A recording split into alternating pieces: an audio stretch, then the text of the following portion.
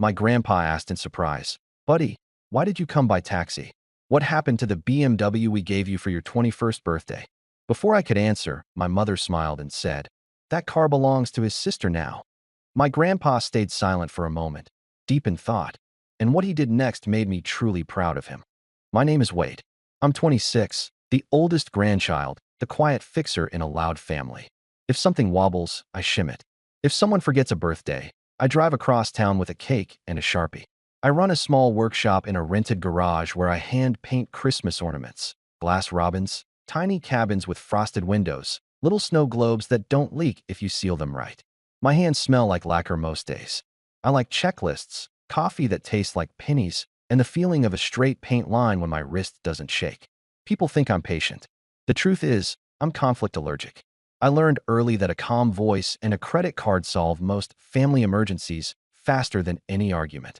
That's our Wade, Mom likes to say. He's steady. The Saturday, everything snapped. I came to my grandparents' house in a taxi because my hands were full of sample boxes for the holiday market and because the BMW was not in my life anymore. I still had glitter in my hair from a batch of snowflakes that shed like nervous cats. I was halfway up the porch, juggling a box with my knee, when Grandpa opened the door in his sweater vest and said, warm and surprised, Buddy, why did you come by taxi? What happened to the BMW we gave you for your 21st birthday? I froze. The screen door sighed on its spring. In the hallway mirror, I saw myself, tired, smudged, looking like the kind of guy who would say, it's fine, it's nothing, don't worry. Before I could answer, my mother stepped out from the dining room with a bright, practiced smile that meant she'd already decided the story. That car belongs to his sister now, she said, like it was a punchline we'd all enjoy. The room changed temperature. My uncle stopped chewing. The old clock in the foyer got very loud. Grandpa went very still. He looked at Mom, at me, back at Mom, like he was reading labels on cans he didn't remember buying. Belongs to who? He asked, even though he'd heard. To Bree, Mom said. You know how hard she works. Wade hardly drives, he just paints little balls. She made a soft ha-ha sound, the kind that pretends to be kind. My uncle snorted on cue. Mom, I said. My voice did a thin, embarrassing thing. Bree poked her head around the corner with a straw in her water and a ring light reflection in her eyes. It's just logistics, she chirped. I have meetings. Grandpa rubbed his jaw once, the way he does when he is doing math. He patted my shoulder, gentle. Come in, son, he said, and led me to the table. He didn't argue. He didn't raise his voice. He folded his napkin and, in that same polite tone he uses with contractors who overbid, started asking questions. I wish I could tell you I said something sharp. I didn't. I slid into the chair next to him and pressed my thumb into the cardboard of a sample box until I felt the edge bite skin. I took a breath and tasted metal. The first question was simple. When did the car start belonging to your sister? Grandpa asked. Dad, Mom said, warning in her voice. Let the boy speak, Grandpa said. Then he looked at me. Wait. The truth crouched in my chest. I could feel it scratching. I don't know, I said. It just happened. And that was the worst part. It had just happened so many times before. People romanticize family business. They picture cinnamon in the air, a bell over the door, cousins laughing as they tie bows. In my family, business is the word you use when you need Wade to swipe his card without asking questions. I started WadeWorks ornaments at 19 after a seasonal job packing craft kits. First paycheck, I bought a used airbrush with a temperamental trigger and a box of misprinted glass bulbs cheap from a closing party store. Nights, I watched videos about hand lettering. The first Christmas, I set up a folding table outside a grocery store and froze my face off while painting Ava, Logan, Coach Ben, names I still remember because those people stopped and smiled at a kid doing careful work. By 21, I had regulars. Teachers who returned every year for a class of star. Couples who ordered a tiny version of their house with the right number of windows. The BMW was Grandpa's idea. He said, a craftsman needs reliable wheels, and marched me to a dealership where he ignored the shiny stupid cars and picked a sensible used sedan with good brakes and a trunk big enough for market racks. He shook the sales guy's hand and said, this isn't for show. This is for work. He handed me the key with that practical pride that's warmer than any speech. Mom smiled for the photo. Later, the smile cooled. Not because she disliked me having a car. She liked anything that could be leveraged, but because she wasn't driving the moment. We keep things balanced, she said. Family equity. Balanced in our house meant If Wade has a tool, it becomes community property. If Bree has a platform, it becomes family identity.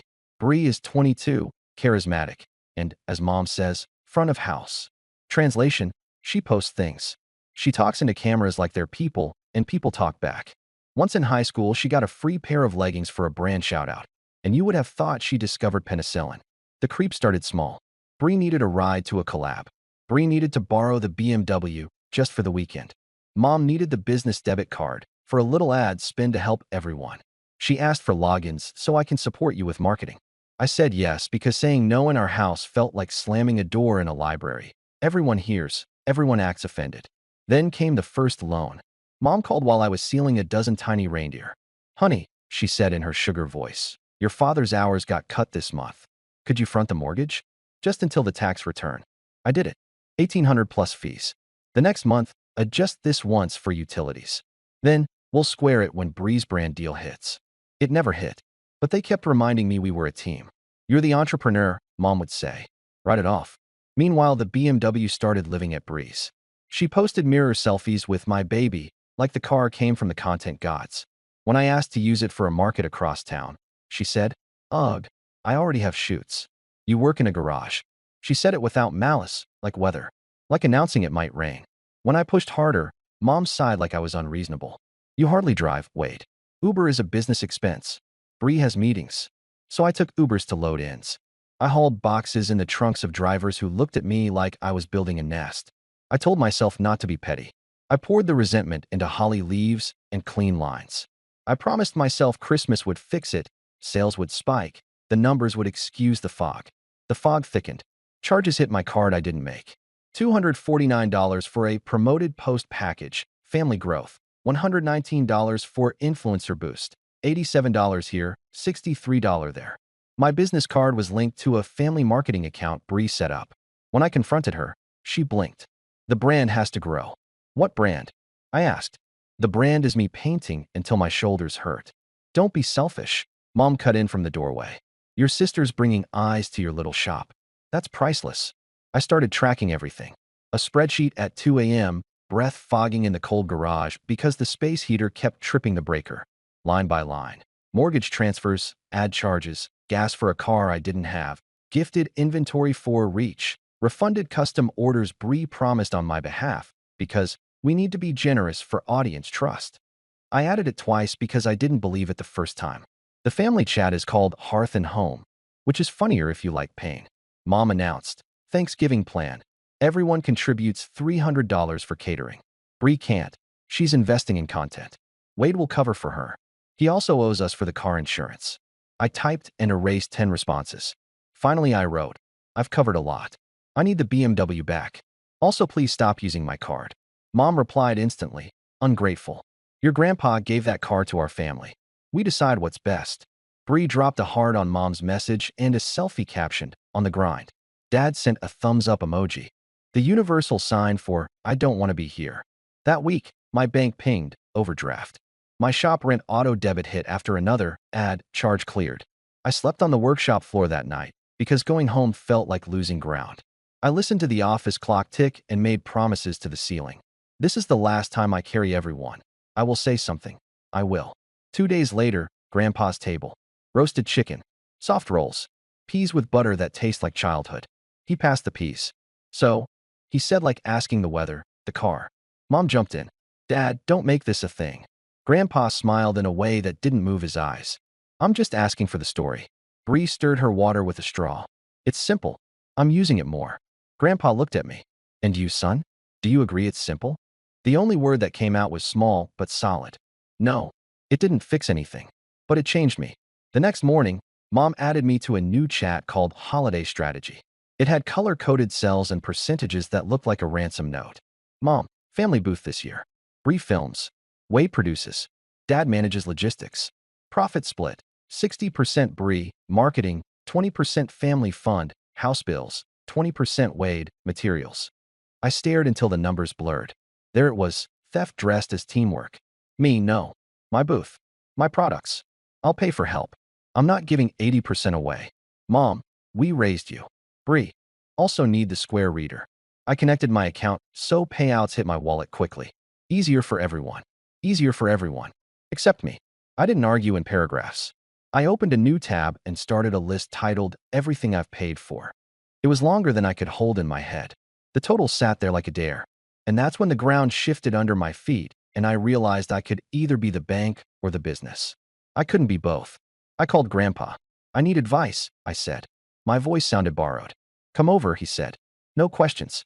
He already had a yellow legal pad on the table when I arrived. He nudged a pen toward me. Tell me what you owe and what they owe you, he said. I opened my laptop and showed him the spreadsheet.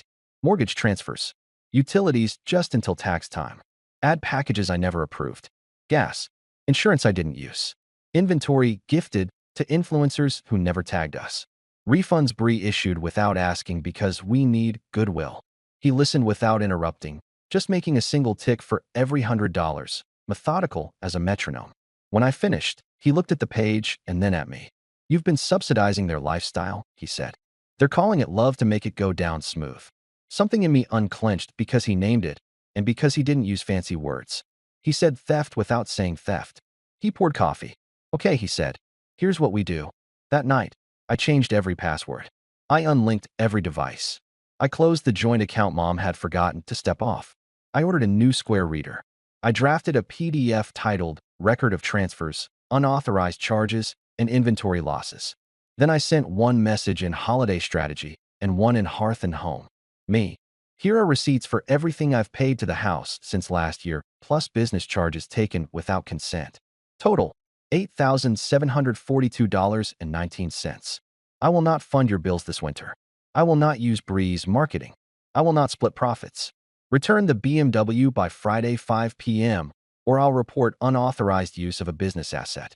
This is my boundary. Mom. Threats to your own mother. Shame. Bree. Over a car? Grow up. Dad. Let's calm down. I didn't reply. I drove Grandpa's truck to the shop, worked until 3 a.m., and made 2 signs. Custom name ornaments, cash card Venmo, new reader, and family discounts suspended. Taping that second one hurt and healed at the same time.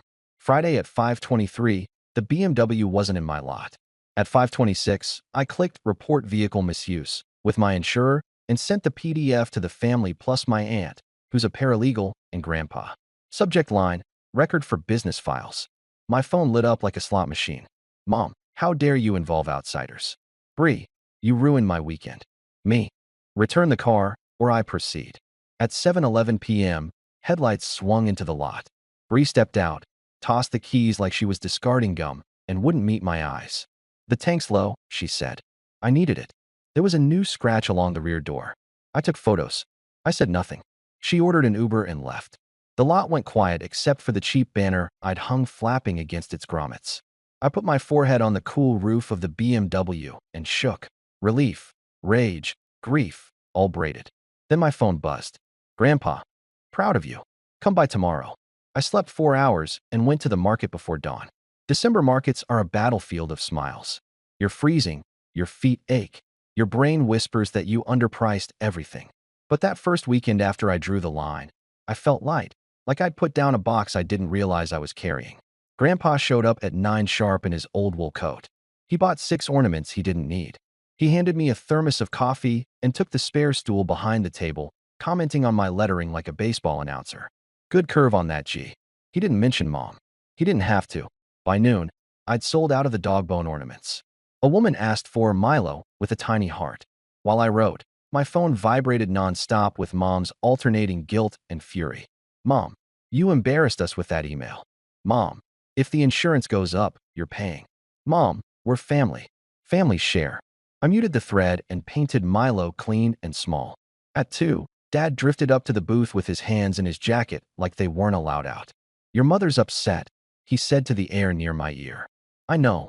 About the money. I won't discuss it without Grandpa, I said. My voice was steady. I didn't recognize it at first. He nodded once and left like a man who'd walked into the wrong waiting room. By evening, Mom had posted on Facebook about children who forget who fed them and tagged me. An aunt called to say apologize. Another aunt texted, proud of you, quietly. Always quietly. Sunday morning, Grandpa called a family coffee. Everyone came because when Grandpa asks, you come. He had 2 folders on the table, my spreadsheet and a thin stack of documents with tabs. Mom launched fast. Dad, Wade is blowing this up. Bree needed support. He's punishing her. The car. Grandpa held up a hand. We'll start with numbers. He tapped the folder. Wade has transferred just under $9,000 to your household this year and paid about $2,000 in business charges for the family without authorization. He also lost use of a vehicle I purchased specifically for his work. He looked at Bree. That is theft by use, even if you didn't intend harm. Bree's mouth opened and closed. Mom laughed, brittle. Dad, don't use legal words. This is family. Family, Grandpa said, should be the last place you encounter theft. Silence. The refrigerator hummed. Dad studied the grout. Grandpa turned to me. What do you want, Wade? I didn't give a speech. I said 3 things. I want the charges stopped. I want repayment on a plan.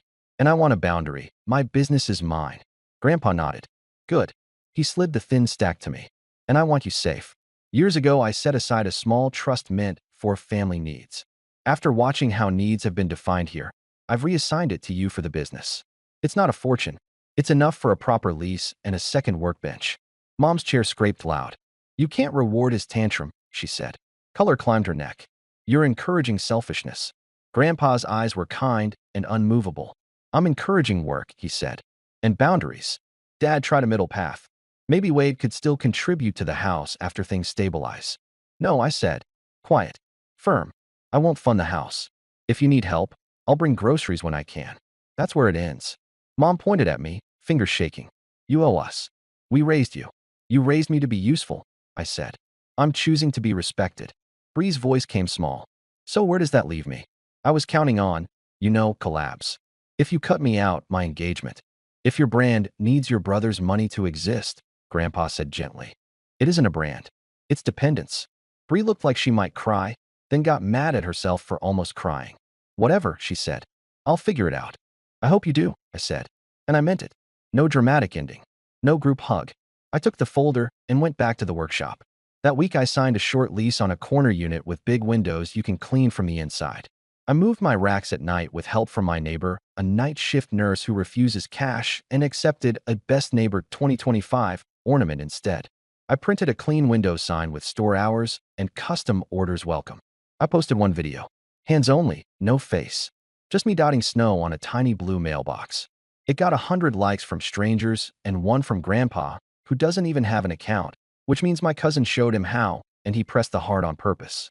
Mom adjusted strategies. She asked if I could loan Bree some blanks so she can start her own line. I said no. She frowned like I'd broken a vase. She asked to borrow the BMW for Dad to check something under the hood. I said the car stays in my lot with a steering wheel club lock. Dramatic, she said. Okay, I said. And that was the whole conversation. A local paper ran a tiny piece on holiday makers. They photographed my hands because my nails are permanently silver, and the reporter thought that was atmospheric. The caption read, Small shop, steady hands. Grandpa clipped the article and stuck it on his fridge with a tomato magnet. He pointed to it every time I visited like it might change size if we believed hard enough.